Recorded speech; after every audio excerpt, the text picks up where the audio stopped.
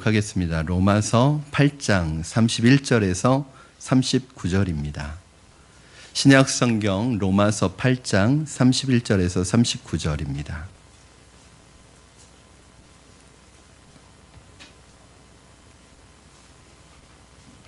신약 성경 제 성경으로는 250쪽에 있습니다.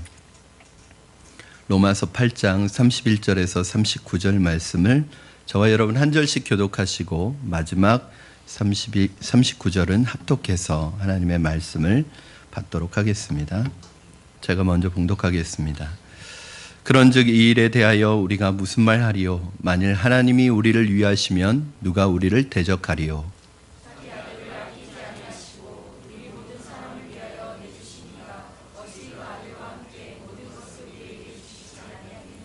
누가 능히 하나님께서 택하신 자들을 고발하리요? 의롭다 하신 이는 하나님이시니.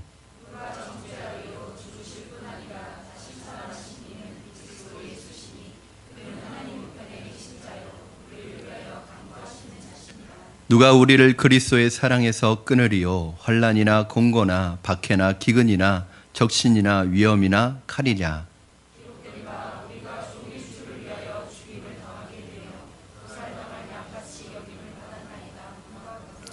그러나 이 모든 일에 우리를 사랑하시는 이로 말미암아 우리가 넉넉히 이기느니라.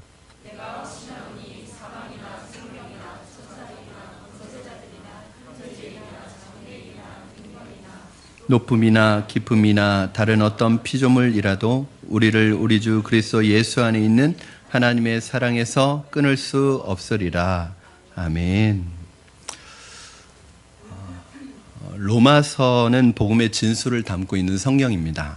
역사상 하나님께 쓰임받았던 많은 사람들이 로마서를 통해서 회심을 경험하였고 그들로 인해 결정적인 역사의 순간마다 하나님의 나라가 확장되고 교회가 부흥되었습니다. 로마서를 한마디로 표현한다면 바로 복음입니다. 그래서 저와 여러분이 로마서 1장은 로마서 전체의 서론이면서 복음의 서론이라고 이미 말씀을 드렸습니다. 그렇게 저와 여러분이 1장을 이제 보기 시작했어요. 올 1월 달부터 로마서 1장에 들어갔는데 이제 오늘 드디어 로마서 8장까지 오게 되었습니다. 로마서 8장까지가 로마서 복음의 메시지를 주는 것이고 오늘 여러분이 읽으신 본문이 그 로마서의 복음의 결론 부분에 해당하는 것입니다. 사실상 복음은 지난 시간으로 다 말씀되었고 오늘 본문은 복음의 비밀을 말한 후에 바울이 스스로 하나님의 복음에 감격하고 기뻐하면서 하나님을 찬양하는 내용이라고 볼 수 있습니다. 그래서 오늘 이 말씀을 들으면서 이제 여러분 실질적으로 복음에 대해서 나누는 것은 오늘이 이제 마지막입니다. 그래서 오늘 이 말씀을 들으면서 여러분 우리 마음속에 자문자답 해보아야 할 것이 있습니다. 나는 바울과 같이 하나님의 이 구원의 은혜와 복음의 은혜의 기쁨과 감격을 가지고 살아가고 있는가? 아니면 아직도 내 마음은 냉랭하게 식어 있는가? 아직도 나는 감격이 내 마음속에는 느껴지지 않는가? 내 마음속에 감격이 느껴지지 않고 이 구원의 복음이 느껴지지 않는다면 그것은 무엇 때문인가를 한번 우리 생각해 보아야 합니다. 만약 그런 분이 계시다면 오늘 이 시간을 놓치지 마시기 바랍니다. 로마서의 복음에 대해 설명하는 것은 오늘 8장이 마지막이기 때문입니다. 바로 이 시간이 중요합니다. 하나님 앞에서 우리의 마음을 열어달라고 기도하는 마음으로 오늘 말씀을 들으셨으면 좋겠습니다. 오늘 본문 말씀의 주제는 구원의 확신이라고 제목을 붙일 수 있습니다. 다시 말해서 우리가 얻은 구원이 얼마나 확고하고 확실한 것인가를 노래하는 것입니다. 그 어느 누구도 나의 구원을 뺏어갈 수 없다는 것을 오늘 말씀하고 있어요. 제가 이제 저희 교회에서는 새가족반과 확신반을 소그룹으로 운영을 합니다. 5분에서 6분을 모시고 운영을 하는데 이렇게 하는 것이 참 저에게 얼마나 다행스럽고 좋은 일인지 모릅니다. 왜냐하면 한 분 한 분의 신앙생활을 제가 다 점검하고 도와드릴 수 있기 때문에 그렇습니다. 오랫동안 신앙생활을 해오고 10년, 20년, 30년 동안 오랫동안 신앙생활을 해왔지만 사실은 자신의 신앙을 자기가 점검하기가 참 어렵습니다. 그리고 특히 다른 다른 교회로 이제 등록을 하고 다니던 교회에서나 또는 믿음의 생활을 잃어버렸다가 다시 교회를 다니기 시작하였거나 어떤 사정에 의해서 교회에 등록하였을지라도 이 부분에 있어서 내가 스스로 내 신앙을 한번 좀 점검해 보는 시간이 필요한데, 저는 새가족반과 확신반이 그런 시간이라고 생각합니다. 사실은 제가 설교를 하면 여러분들이 제 말씀을, 제가 전하는 하나님의 말씀을 다 이해했는지 알기 어렵습니다. 왜냐하면 고개를 끄덕이고 계시면 이해했다고 생각하기 때문에 그렇습니다. 그러나 사실은 고개를 끄덕이지만 이해하지 못하시는 분들도 많습니다. 그런데 이 새가족반이나 확신반에서는 그것을 또 함께 나눌 수 있고 체크할 수 있어서 오히려 정말 좋은 기회가 되는 것 같습니다. 제가 확신반에 들어가면 첫날 첫 번째 하는 질문이 있습니다. 뭐냐면, 만약 당신이 오늘 죽는다면 당신은 천국에 들어갈 확신이 있습니까? 이 질문을 해요. 그러면 의외로 많은 분들이 확신이 있다고 대답하지 못하십니다. 제 예상으로는 그래도 그동안 어려서부터 모태신앙으로 10년, 20년, 30년 교회를 다니셨기 때문에 구원받았다는 확신이 있을 것 같은데, 사실은 한 50% 정도의 분들은 구원의 확신이 없다고 말씀하실 때도 있고, 한 더 많을 때는 70% 가까이는 구원의 확신이 없다고 말씀하실 때도 있으세요. 왜 그런가? 사실은 내 기분 때문에 그렇습니다. 다시 말해서 어저께까지는 천국에 갈 자신이 있었는데 오늘은 천국 갈 자신이 없는 거예요. 왜냐하면 어저께는 그래도 착한 일도 좀 하고 기도도 하고 말씀도 읽고 찬양도 했는데, 오늘은 별로 착한 것 같지도 않고 오늘 말씀도 못 읽었고 기도도 못 했기 때문에 오늘 죽으면 천국 못 갈 것 같은 거예요. 그런 기분이 드는 거예요. 여러분, 구원이 나에게 달려있는 것이라면 그것은 불안한 것입니다. 인간들이 만들어낸 구원은 그래서 불안합니다. 여러분, 이것이 뭐예요? 종교의 특징이 뭐예요? 모든 종교는 행위 구원이라는 거예요. 왜 불안해요? 내가 만들었기 때문에 불안해요.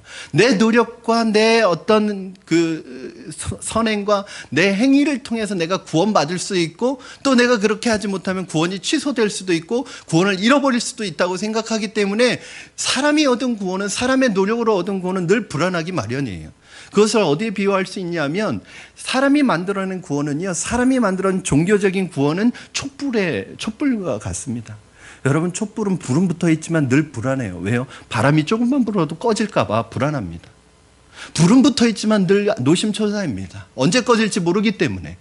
그러나 여러분, 하나님이 우리에게 주신 구원은요, 이 촛불과 같은 구원이 아닙니다. 언제 꺼질지 몰라서, 언제 잃어버릴지 몰라서, 언제 취소될지 몰라서 불안한 구원이 아니에요. 하나님이 우리에게 주신 구원은 태양과 같은 구원입니다.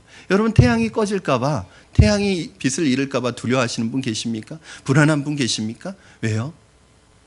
왜 불안하지 않죠? 여러분, 이것이 하나님과 인간의 구원의 차이입니다. 많은 사람들이 예수를 믿고 구원받았으면서도 하나님의 사랑을 의심합니다. 그리스도의 사랑을 의심합니다. 하나님으로부터 버림받을지도 모른다는 그러한 불안함 속에 살아갑니다. 만약 오늘 그런 마음이나 생각이 조금이라도 있으신 분이 계시다면, 오늘 말씀을 통해 우리의 구원이 얼마나 확실한 것인지를 깨닫는 시간 되기를 주님의 이름으로 부탁을 드립니다. 요한일서 5장 13절 말씀 보시면, 내가 하나님의 아들의 이름을 믿는 너희에게 이것을 쓰는 것은, 즉 요한 사도가 요한일서라는 이 성경을 쓰는 목적은 뭐냐면, 바로 너희에게 영생이 있음을 알게 하려고 이것을 쓴대요. 여러분, 안 믿는 사람들이 아닙니다.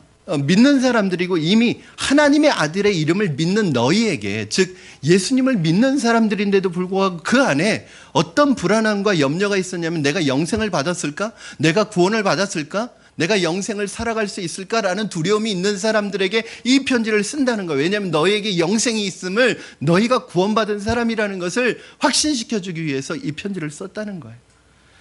예를 들어서 어떤 가정에 아들 하나가 있는데, 이 아이의 특징은 뭐냐면 자신이 이 가정의 아들이 아니라고 생각하는 아들이 있습니다. 어머니가, 아버지가 너는 내 아들이다, 내가 너를 낳았다, 너는 틀림없는 내 아들이라고 말해주는데도 이 아들은 아니에요, 저는 엄마 아빠의 아들이 아니에요, 저는 아마 어디에서 주워왔을 거예요, 엄마 아빠가 날 버릴지도 몰라, 늘 이런 불안감에 살아가는 아들이 있다고 생각해 보십시오. 말해주어도 그 아들이 부모의 말을 믿지 못하고 계속해서 부모와 자신의 관계를 의심한다면 그 부모는 얼마나 속이 터지고 얼마나 답답하겠습니까? 내가 네 엄마다, 내가 네 아빠다라고 얘기해도 아니에요, 엄마가 아닐 거예요, 언젠가 나를 버릴 거예요, 이렇게 마음 먹는다면 얼마나 답답하겠습니까? 하나님도 마찬가지입니다. 성경을 통해서, 성령님을 통해서 끊임없이 내가 너를 낳았다, 내가 내 아버지다, 너는 내 자녀다, 내 딸이다, 내 아들이다, 끊임없이 성경을 통해서, 말씀을 통해서 우리에게 확신시켜 주시는데도 불구하고 여전히 구원의 확신을 갖지 못하는 사람이 있다면, 하나님은 우리가 구원에 대해서, 우리가 받은 구원에 대해서 혼란을 경험하기를 원치 않습니다. 의심하기를 원치 않으셔요. 이것이 바로 성경을 기록해 주신 목적입니다. 이 구원의 확신이 있느냐 없느냐가 왜 중요한가? 아니, 예수 믿으면 다 되는 거 아니냐? 그러나 그렇지 않습니다. 구원의 확신은 신앙의 뿌리와도 같습니다. 여러분, 신앙에 나무가 있는데 뿌리가 약하고 뿌리가 좋지 않은데 좋은 열매를 맺을 수 있을까요? 여러분, 집에 이 구원의 확신은 집의 기초와 같습니다. 기초가 안 돼 있고 기초 공사가 튼튼하지 않은데 아무리 좋은 벽돌과 아무리 비싼 벽돌과 아무리 대리석으로 벽을 쌓고 집을 올린다고 한들 무슨 소용이 있겠어요? 한번 바람 불면 다 쓰러지고 한번 비가 오면 다 쓰러질 거. 여러분, 우리가 이 구원의 확신은 우리의 신앙의 뿌리와 같아서요, 이것이 튼튼하지 않으면, 이것이 견고하지 않으면 교회에서 아무리 오래 다니고 교회에서 무슨 봉사를 하고 교회에 어떤 헌금을 많이 하고 어떤 일을 한다고 해도요, 어느 순간에 그냥 한순간에 무너질 수 있다니까요. 뭐든지 기본이 중요합니다. 운동선수도 보니까요, 기본기가 탄탄한 사람이 정말 잘해. 신앙도 기본기가 중요해요. 우습게 여기시면 안 됩니다.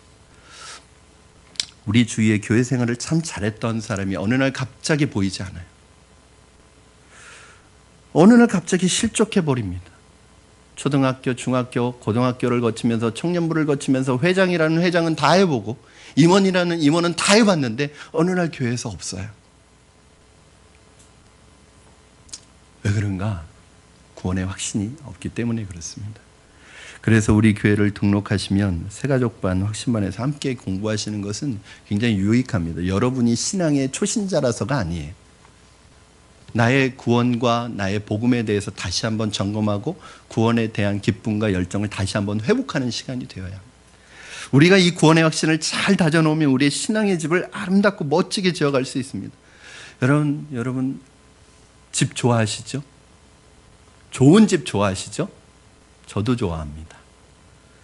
여러분, 눈에 보이는 우리 몸의 안식을 위한 집은 좋은 집을 원하고 그런 집에서 살기를 원하면서 우리의 영혼의 집을 건축하는 데는 왜 이렇게 우리가 인색하고 관심이 없는지 모르겠어요. 오늘 이 말씀을 통해서 저와 여러분에게 이러한 영혼의 집을 아름답게 지어가는 축복이 있기를 주님의 이름으로 축원합니다. 그렇다면 우리의 구원이 확실할 수밖에 없는, 절대 취소되거나 잃어버릴 수 없는 첫 번째 이유가 무엇인가? 첫 번째 이유는 바로 하나님이 우리 편이시기 때문에 그렇습니다. 31절 말씀 같이 읽겠습니다. 31절 시작. 그런즉 이 일에 대하여 우리가 무슨 말 하리요? 만일 하나님이 우리를 위하시면 누가 우리를 대적하리요? 아멘. 이 말을 조금 여러분 쉽게 바꾸면 어떻게 바꿀 수 있을까요? 그런즉 이 일에 대해 우리가 말할 필요가 없습니다. 왜냐하면 하나님이 우리 편이시면 아무도 우리를 이길 수 없습니다. 그런 뜻이에요. 어떠한 상황이 와도, 어떠한 어려움이 와도 하나님이 우리 편이시면 그 결과는 이미 정해진 것입니다. 그래서 우리 믿는 사람들에게 있어서 아주 신앙생활에 중요한 키워드가 있습니다. 그게 뭐냐면 그러나를 잘 하셔야 돼요. 내 상황은 지금 어렵다. 내 환경은 어렵다.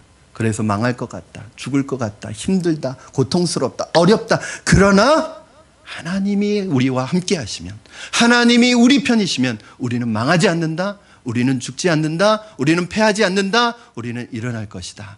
이게 중요한 거예요. 여러분, 신앙생활하는 데 있어서 사실보다 더 중요한 게 뭐냐면 해석을 잘해야 합니다. 그러나 앞에 있는 건 사실이에요. 사실을 객관적으로 보는 거 물론 필요합니다. 왜곡되게 보라는 거 아니에요. 여러분, 그러나 한번 생각해 보세요. 여러분의 환경과 삶 속에 놓여 있는 객관적인 사실을 정확히 보면 볼수록 어떤 마음이 드세요? 절망스럽죠. 왜요? 힘든 일이 훨씬 많으니까. 고통스러운 일이 훨씬 많으니까. 웃는 일보다, 좋은 일보다 우리의 삶의 고통과 어려움이 훨씬 많으니까. 그 고통과 어려움을 객관적으로 보면 절망스러울 수밖에 없는 거예요. 그러나 그런 환경과 상황을 객관적으로 볼 뿐만 아니라 그것을 믿음으로 해석해내야 되는 거죠. 내 일이 지금 안 된다. 되는 일이 없다. 힘들다. 고통스럽다. 이게 내 현실이에요. 그러나 하나님이 함께 하시면 이겨낼 수 있다. 하나님이 함께 하시면 승리할 수 있다. 겉으로 보면 완전히 망한 것 같은데 이상하게 마음 곳에 평안이 있고, 이 질병이, 이 어려움을 내가 이길 것 같은 믿음이 생기는 거예요. 왜 그렇죠? 하나님이 우리 편이시기 때문에 그렇습니다. 어떤 분이 그러더라고요. 제가 한참 어렵고 힘든 일을 감당하고 있을 때 목사님 얼굴이 너무 평안해 보이더라고요. 너무 편안해 보여서 이 어려운 일 속에서도, 이 힘든 일 속에서도 저렇게 얼굴이 편안한 거 보니까 뭐 믿는 구석이 있는가 보다, 그런 생각을 하셨대요. 저는 믿는 구석이 있었습니다. 하나님이 제 편이시고 하나님이 함께 하시기 때문에 하나님 믿는 구석이 있었죠.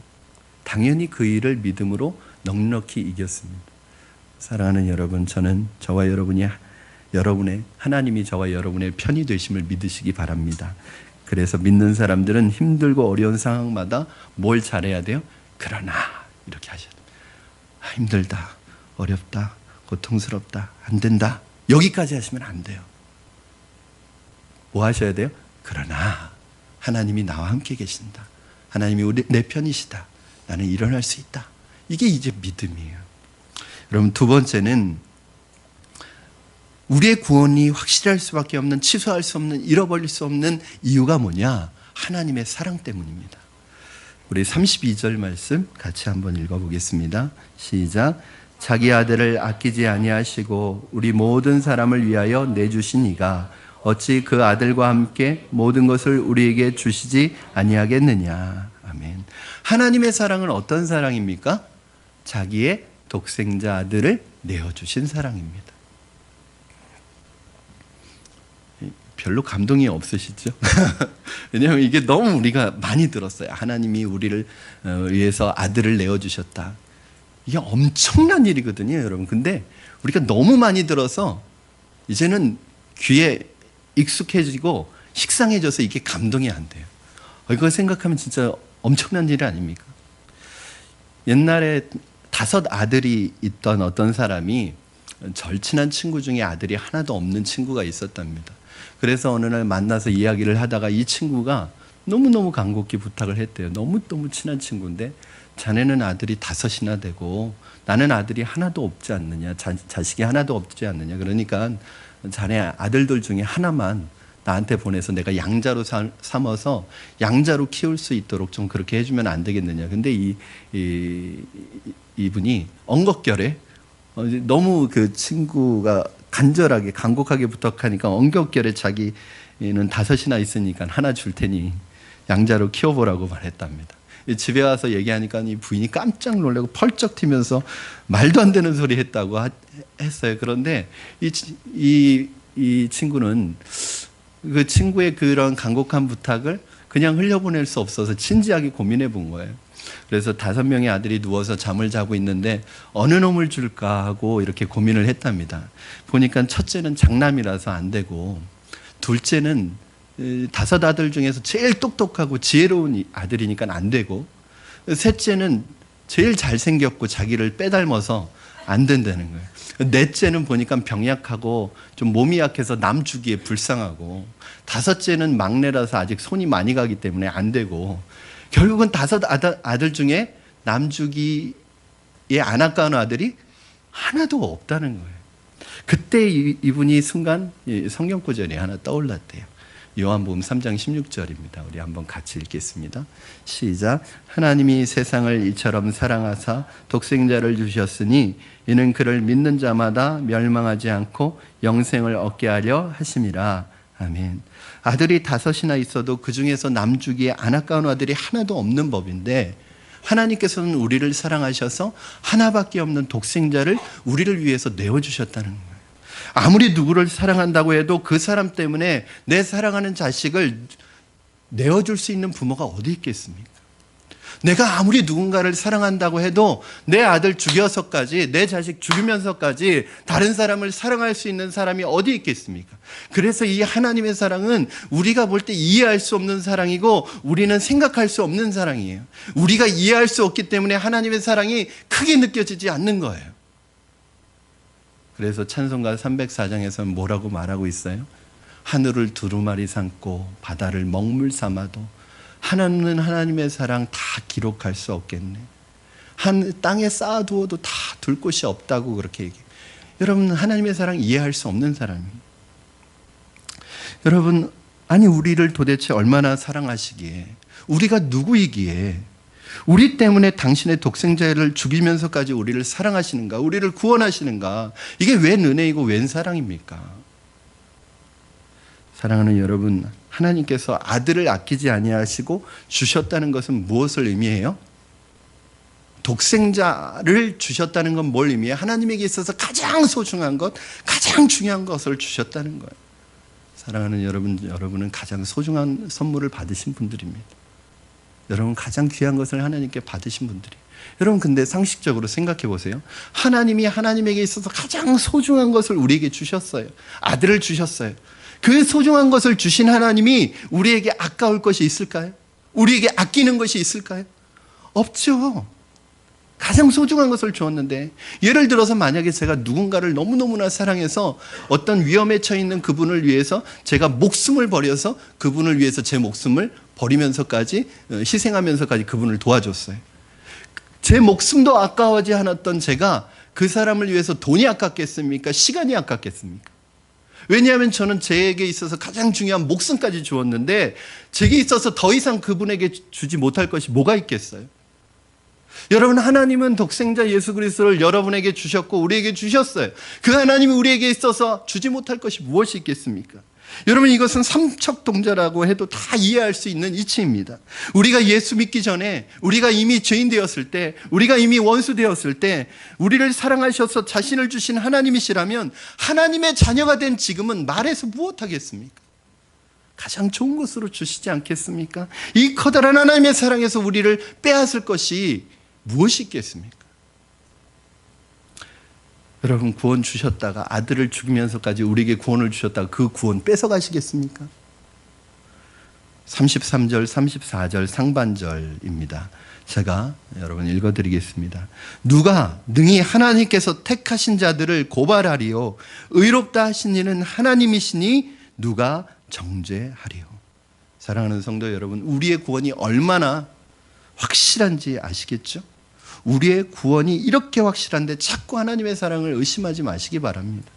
여러분의 믿음이 흔들리지 않기를 바랍니다.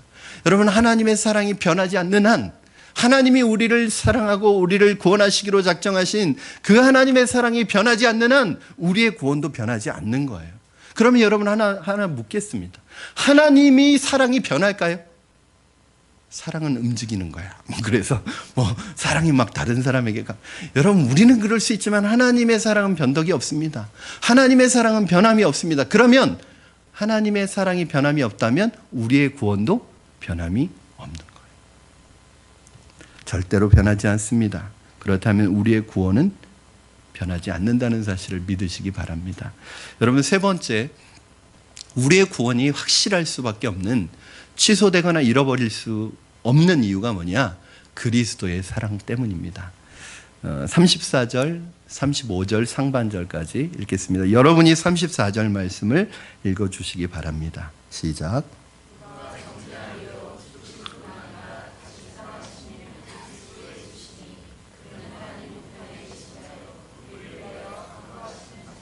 누가 우리를 그리스도의 사랑에서 끊으리요?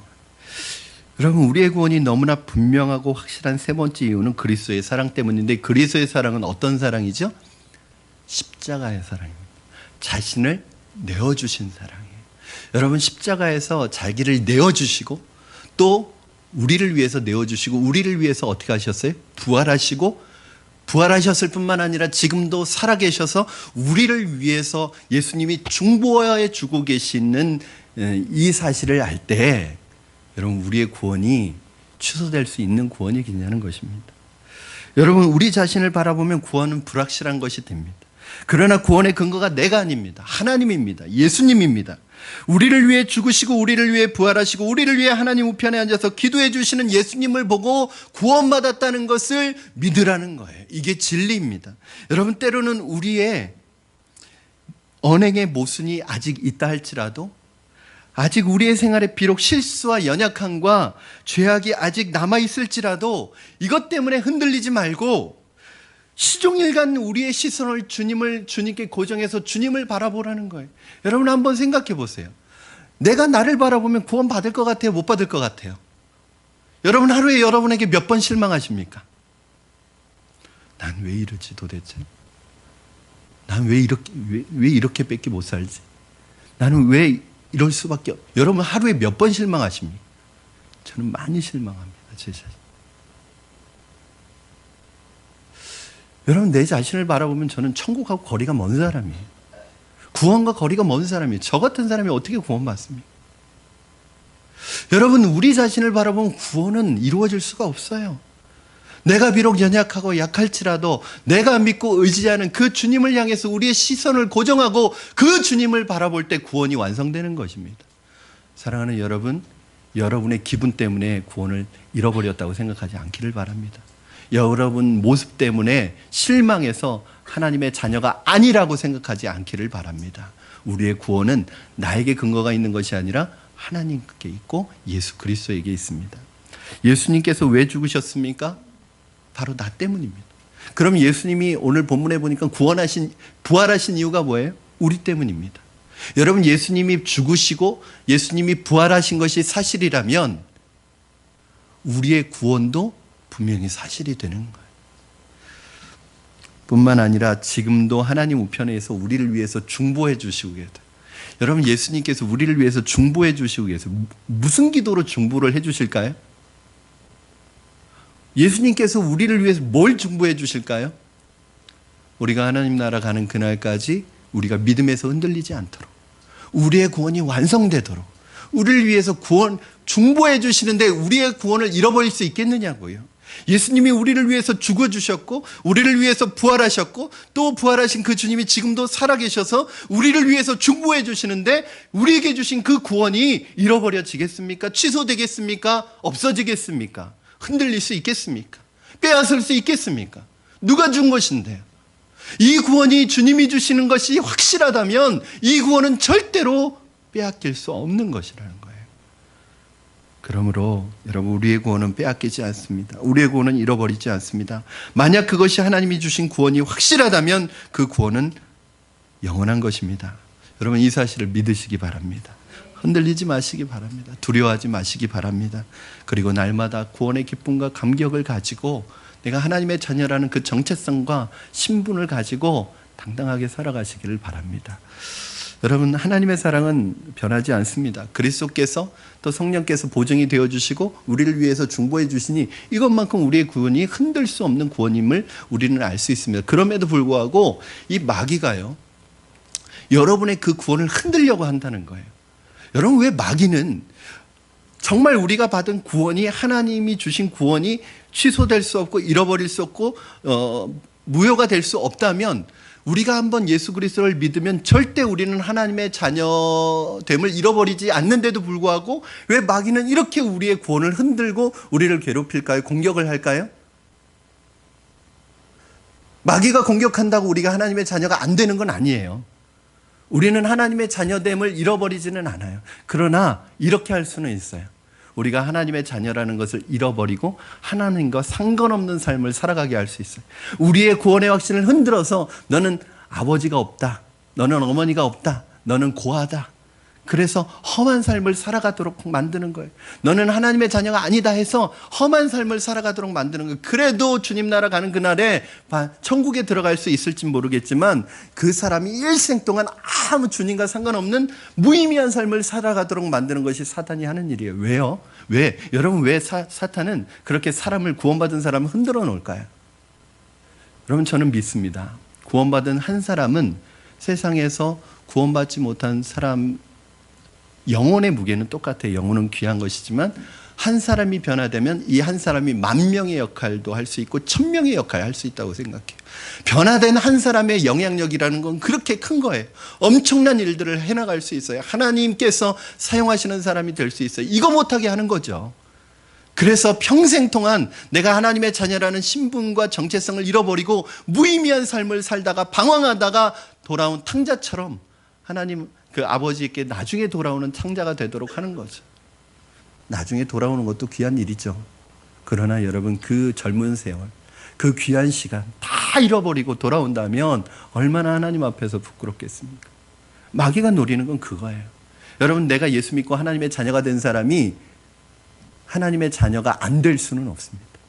그러나 마귀는 우리에게 주어진 이 사명의 시간을 무의미하게 살도록 만들 것입니다. 그래서 첫째는 지금까지 살펴본 대로 사람 마음속에 의심을 불러일으켜서 구원의 확신을 흔들어 버리든가, 두 번째는 뭐냐면 외부의 어떤 힘을 이용해서 공격해서 믿는 사람들마저도 실족하게 만들기 위해 애씁니다. 이것이 이제 오늘 바울이 얘기하는 7개의 사건들과 10가지의 존재로 이걸 표현해요. 여러분, 7개의 사건들 한번 먼저 보시겠습니다.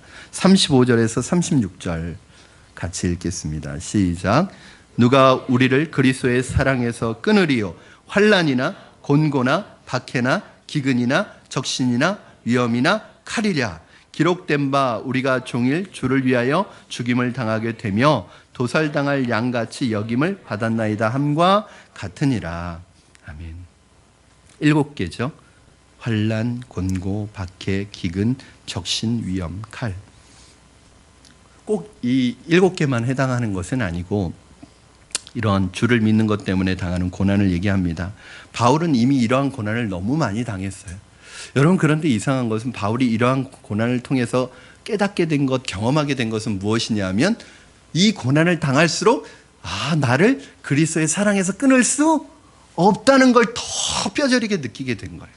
여러분, 바울이 당한 고난을 잘 알고 있지 않습니까? 우리가 고린도후서 11장 23절에서 27절 보면은 바울이 당한 고난을 잘 얘기해 주고 있어요. 저와 여러분이 한 절씩 교독해서 읽겠습니다. 제가 먼저 읽습니다. 그들이 그리스도의 일꾼이냐 정신없는 말을 하거니와 나는 더욱 그러하도다. 내가 수고를 넘치도록 하고 옥에 갇히기도 하고 더 많이 하고 매도 수없이 맞고 여러 번 죽을 뻔하였으니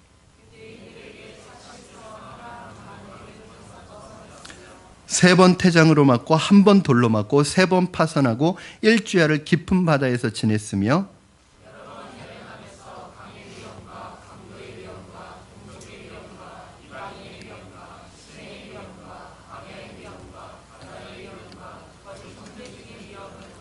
또 수고하며 애쓰고 여러 번 자지 못하고 줄이며 목마르고 여러 번 굶고 춥고 헐벗었노라. 여러분, 바울이 주를 위하여 이런 혹독한 고난을 겪으면서도 주님을 부인하지 않고 자기에게 주어진 사명을 끝까지 감당할 수 있었던 이유가 뭔지 아십니까? 바울이 한 가지의 원리를 깨달은 거예요.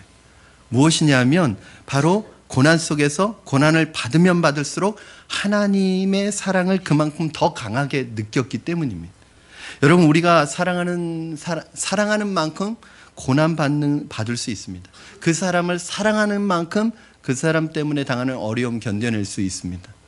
예를 들어서 여러분, 내가 그 사람을 얼마나 사랑하느냐, 그 사랑의 순도는 뭐하고 비례하느냐 하면 바로 그 고난을 두려워하지 않는, 고난을 얼마나 인내할 수 있느냐와 비례합니다. 이것이 사실은 우리가 이해 못하는 일이 아니에요. 결국 사랑의 힘이 그래요. 여러분, 그걸 어디에서 찾아볼 수 있어요? 우리 부모님들은 다 이거 이해합니다. 저도 그래요. 아이들 키우면서 아이가 막 입원해서 저 그 조그만 녀석이 병원에 입원해서 링겔 꽂고 막 그 고통스러워하고 있는 모습 보면 어떤 생각 드세요, 부모님들? 차라리 내가 아팠으면 좋겠다. 내가 고통당했으면 좋겠다. 여러분, 만약에 자녀가 내 장기에 문제가 있어서 필요하다면 내 장기를 아까워할 부모님이 어디 있겠습니까? 안 맞아서 그럴 수는 있어도. 내가 자녀를 위해서, 자녀를 구하기 위해서 목숨을 버려야 된다면 그거 마다할 부모님이 어디 있겠습니까? 부모님의 마음에는 내 자녀가 고통받는 것보다 내가 고통받는 게 낫다고 생각해요. 그거 뭐냐면 그게 사랑의 순도입니다. 여러분, 이게 놀라운 것이 무엇이냐면요, 내가 누군가를 사랑하면 그를 위해서 받는 고난이 두렵지 않다는 거예요. 내가 누군가를 사랑하면 그를 위해서 받는 고난이 오히려 뭘 깨닫게 되느냐면 두렵고 무서워서 피하게 되는 것이 아니라 내가 그 사람을 진짜 사랑하고 있다는 것을 더 깨닫게 된다는 거예요. 바울은 그 수많은 고난 속에서, 그 환난 속에서, 그 어려움 속에서 고난 때문에 주님을 떠나는 것이 아니라 그 고난을 당하면서 뭘 깨달은 거예요? 야, 내가 주님을 사랑한다는 것을 깨달은 거예요. 그리고 또 하나, 이 고난이나 환난이나 이런 어떤 기근이나 이런 문제도 나를 그리스도 안에 있는 하나님의 사랑에서 끊을 수 없다는 것을 깨닫게 된 것입니다. 바울은 이러한 고난의 한복판에서 고난을 당하면서 신비하게도 고난을 당하면 당할수록 그 어떤 것도 그리스도의 사랑에서 자신을 끊지 못한다는 사실을 체험적으로 깨닫게 된 것입니다. 여러분, 오히려 반대로 고난을 통해 주님에 대한 사랑이 더 깊어졌다는 거예요. 내가 주님을 사랑하면 주님을 사랑하기 때문에 당하는 고난이 고난처럼 여겨지지 않아요.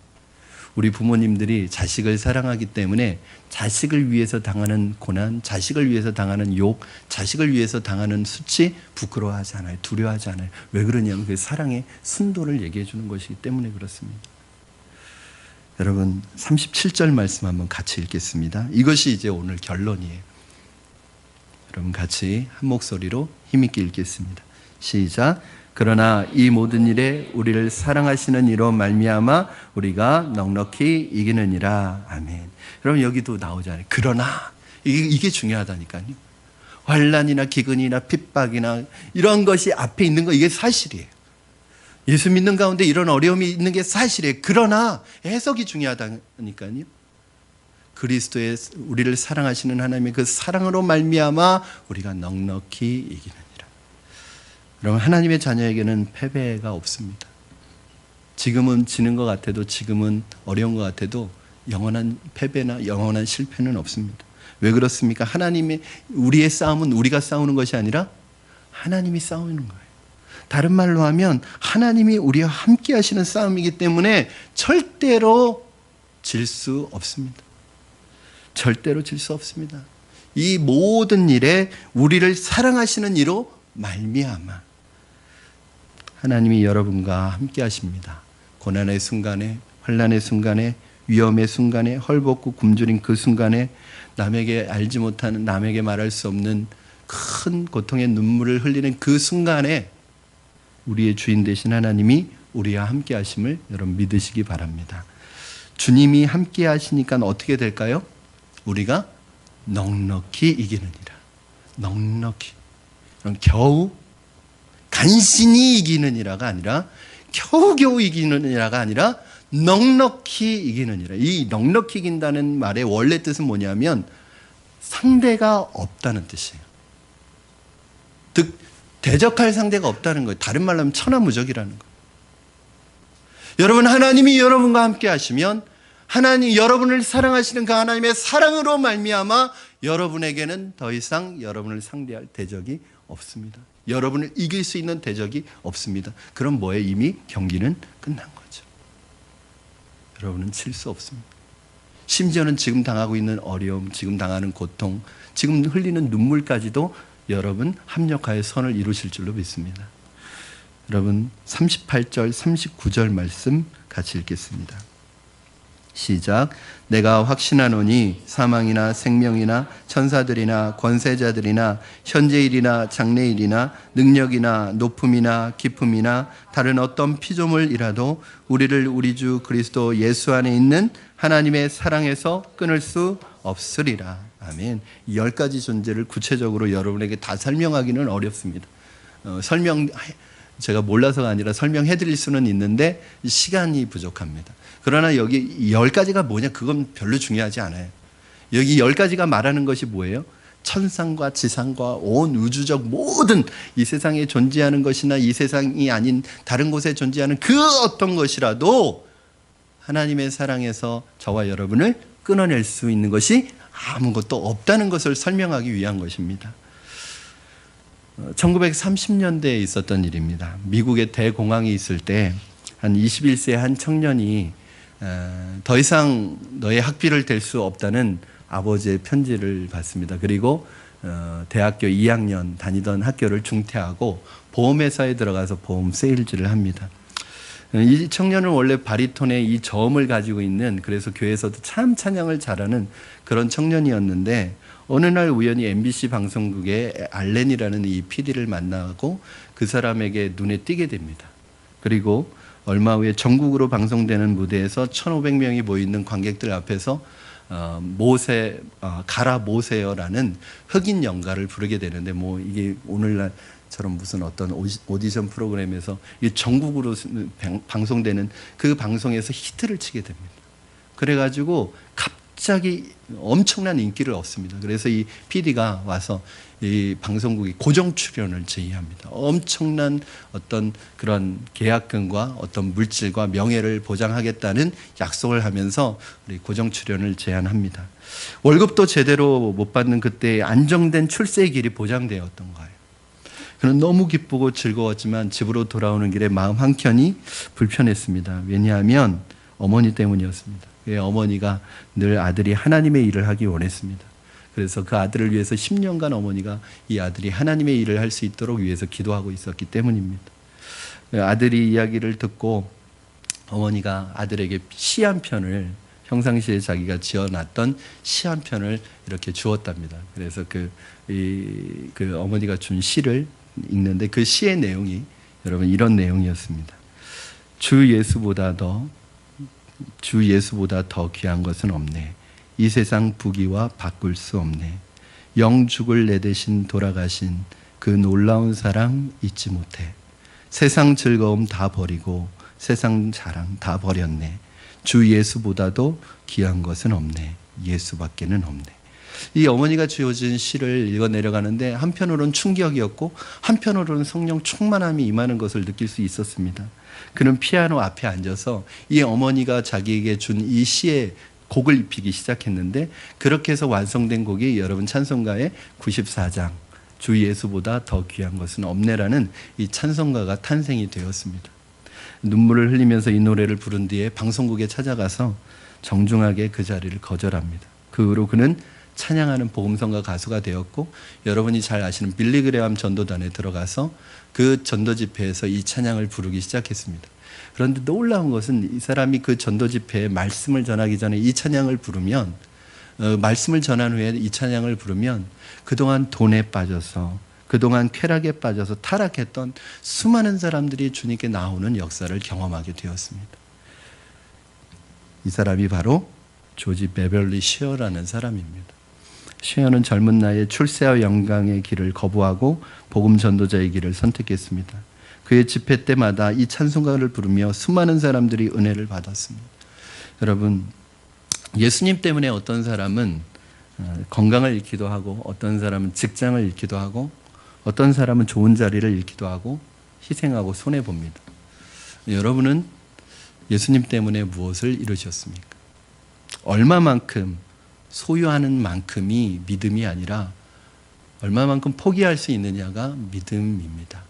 왜 포기할 수 있어요?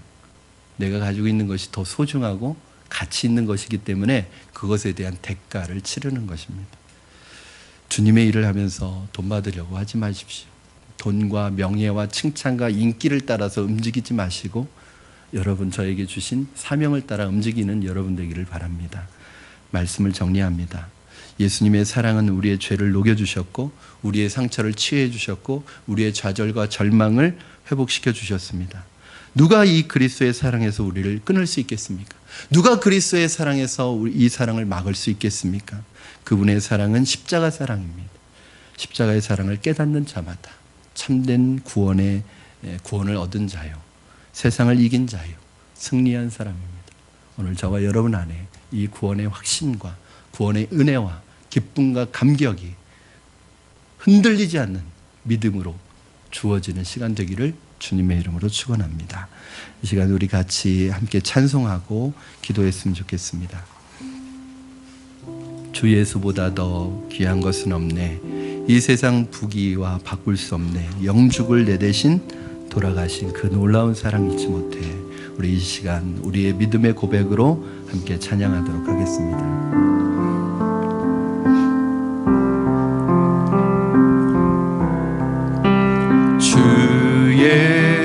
예수보다 더 귀한 것은 없네. 이 세상 부귀와 바꿀 수 없네. 영죽을 내 대신 돌아가신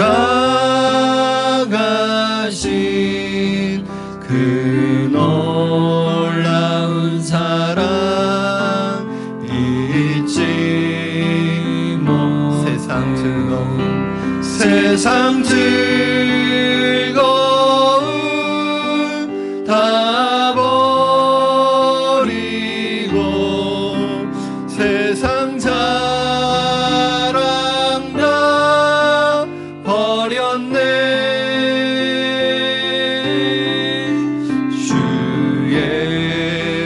보다 더 귀한 것은 없네.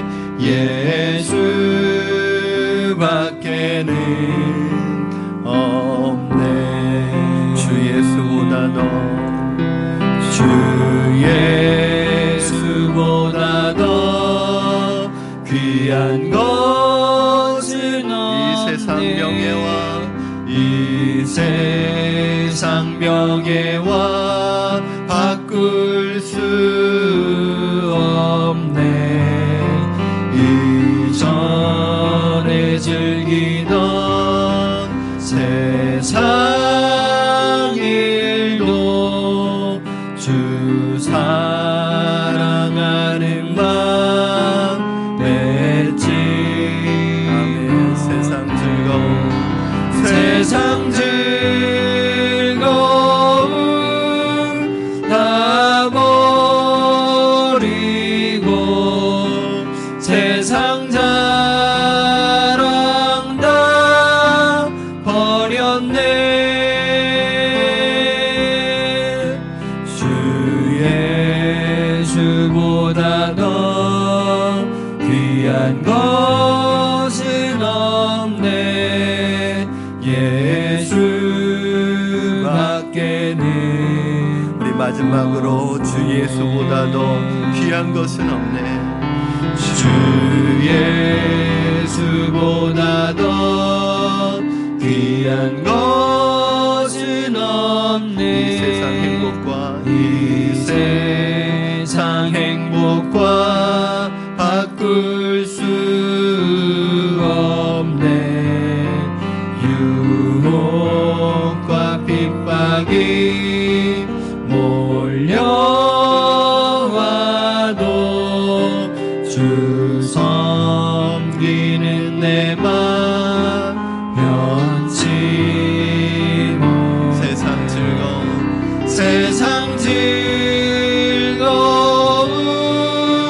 다 버리고 세상 자랑 다 버렸네. 주 예수보다 더 귀한 것은 없네. 예수밖에는 없네. 아멘. 오늘 주신 말씀 붙들고 우리 믿음으로 결단하며 기도하겠습니다. 우리 기도하실 때 하나님 아버지, 로마서를 통해 복음의 비밀을 알게 하시고 주님의 그 놀라운 사랑을 알게 하시니 감사드립니다. 우리의 평생에 주님의 사랑 안에 거하게 하시고 믿음에서 흔들리지 말게 하시고 그 어떤 환경적인 어려움이 다가온다 할지라도 믿음으로 승리하는 우리가 되게 하여 주시옵소서. 주님의 놀라운 사랑을 찬양하며 바울의 고백이 우리의 고백이 되게 하시고 우리의 노래가 되게 하시고 우리의 신앙이 되게 하여 주시옵소서. 이 시간에 믿음으로 우리 함께 주신 말씀 붙들고 믿음으로 결단하며 기도하겠습니다. 살아계셔서 역사하시는 하나님 아버지 감사합니다. 하나님, 우리 약함에도 불구하고 우리에게 놀라운 구원을 허락하여 주시고 이 구원이 하나님 잃어버려지지 않는, 취소되어지지 않는 놀라운 구원, 완벽한 구원임을 믿고 그 주님의 은혜에 감사하며 살아가는 믿음의 삶을 살아갈 수 있도록 주님 축복하여 주시옵소서. 더 이상 주님의 말씀, 주님의 구원을 의심하지 않게 하시고 주님의 사랑을 의심하지 않게 하시고 하나님 아버지 믿음에 흔들려 요동하여 하나님 없는 하나님의 자녀로서의 삶을 살아가기에 하나님 아버지 결단하지 못하고 세상 가운데 살아가지 않게 하여 주시옵소서. 믿음으로 결단하며 우리가 하나님의 자녀인 것을 확신하며 하나님의 자녀다운 삶을 확신 가운데 살아갈 수 있도록 우리를 붙들어 주시고 우리를 붙잡아 주시고 믿음으로 승리하게 하여 주시옵소서. 그 어떤 어려움도 그 어떠한 고난도 믿음으로 이겨내게 하시고 승리할 수 있도록 축복하여 주시옵소서. 살아계신 하나님 아버지, 주님의 은혜를 감사합니다. 로마서의 말씀을 통하여 다시 한번 우리 안에 복음에 대한 기쁨과 감격과 열정이 회복되게 하시니 감사합니다.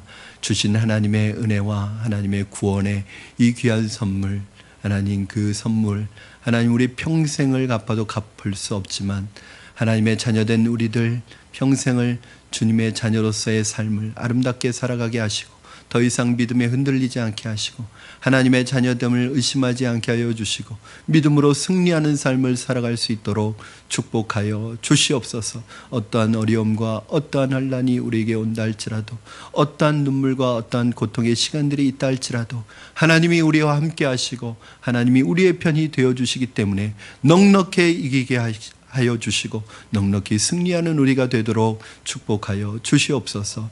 감사드리며 예수님의 이름으로 기도드리옵나이다. 아멘.